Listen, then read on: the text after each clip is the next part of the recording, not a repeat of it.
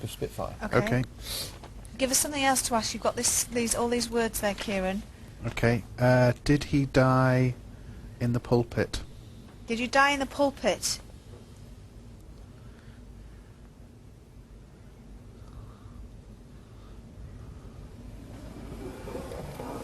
No. Oh, I know the next one to ask.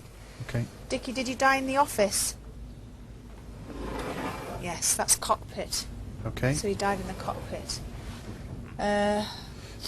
Oh, blimey.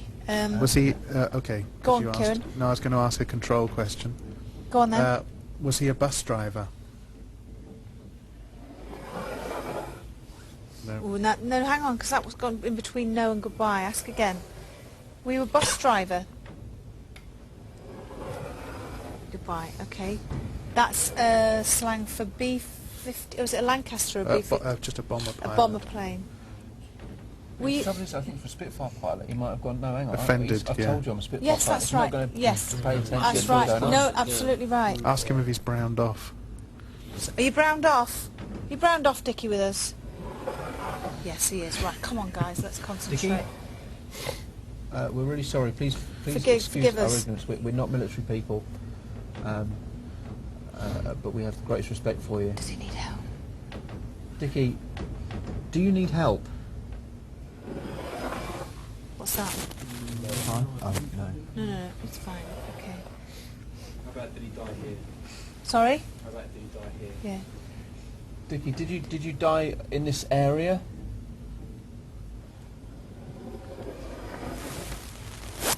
Goodbye. Dickie, we'd like you to ring the bell, essentially. We'd like you to help us, and we'd like you to ring the bell. That's what we're here for, and that means giving us information. Can you please ring the bell? Yes. Hang on. Here's would each flight have a code? Each Would he have a flight? code for his flight? Would he have a... Probably, Oh! yes. Yeah. What? That's not banged since we've been in here, apart from now. Yeah, it has. They did at the beginning. Did. They did. Is it really? Yeah. That's true, Carl. There probably would have been, wouldn't there? Some sort of code. Well, each flight that they did, they would have had a code name for it. Yeah. Can you, Dickie, can you tell us the code name of the flights that you passed away and that you died in? Could you do that for us? What was the code name of it? 3, 1, 5. 315. It went over here first, somewhere, It didn't it? did, yeah. It was here somewhere. All right, well, 3195 or 315. Okay. Okay, we can check that. Can you give us the date that you died, Dickie? The date that you passed away. You passed over. The date that you died. The date.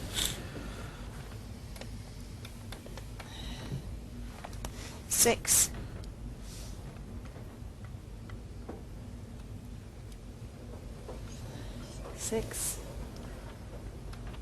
Fingers on Carl.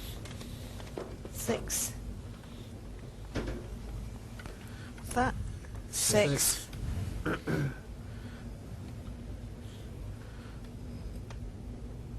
Six of the 6. Or was it 6? No. 6th of the 6th. 6 of the 6. June, is it? What year? Can you give us the year, Dickie? 43. 6 of the 6, 43. Dickie Day. June 1940. So 315 or 319. 315 or 315. 3195. Okay, just put your fingers on there. Sorry? Go on. How what? old was he? Yeah, good question. How old were you, Dickie, when you died, darling? 2. What's that? 6. 26. Between 6 and 7. Okay. Were you married, Dickie? Were you married, darling? Yes. Are you with your wife now? Yes. Okay. Are you happy, Dickie? Yes. Okay. Are you happy for what you did? Actually, not back to us yet, although I'm just going to ask this quick question. How many planes did you shoot down? And how many Jerry's did you shoot? 7. 7. Did he get a gong? Hmm? Did he ever get a gong? Did you ever get a gong? Goodbye.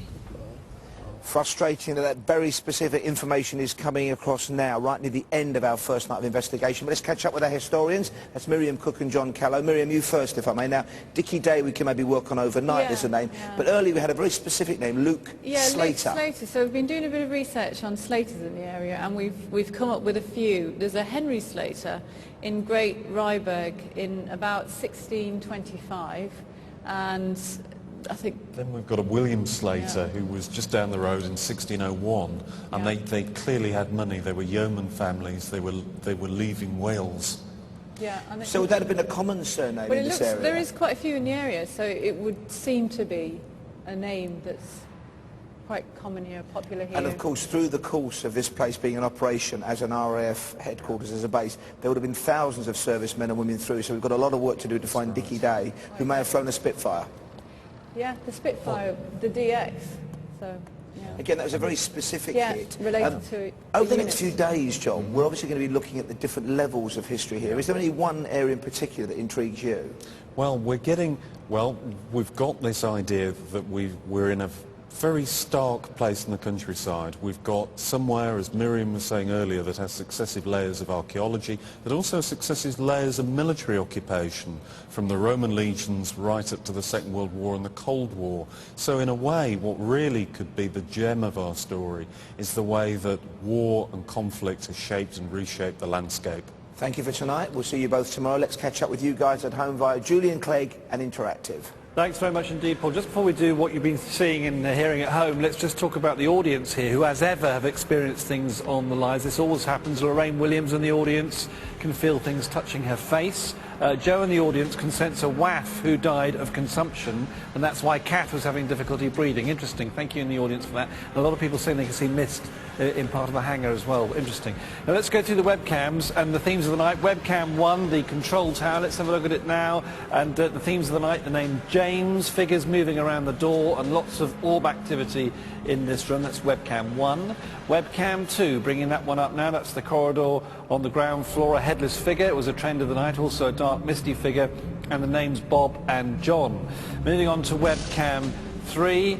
The control tower on the 3rd floor there, the team there, you can see them in the vigil. We're going back to that shortly. The name Luke, he was hurt here, say many of you. Figure of a man looking out of the window, and also a friendly figure called Godfrey, another trend of the night. And then moving on to webcam 4, the office on the ground floor, there it is. A theme of the night, footsteps being heard, another trend tonight, figure stood in the doorway, and small figures crouching in the corner. Other interesting coincidences of the evening, lots of reports of burning sensations on the forearm, experienced by someone in the audience, also from a former resident of the airbase, plus someone else watching at home, which is interesting to get those kind of trends. Other themes of the night, the names Taff and Lily, several reports of a black dog, lost figures, not bad or evil, just lost.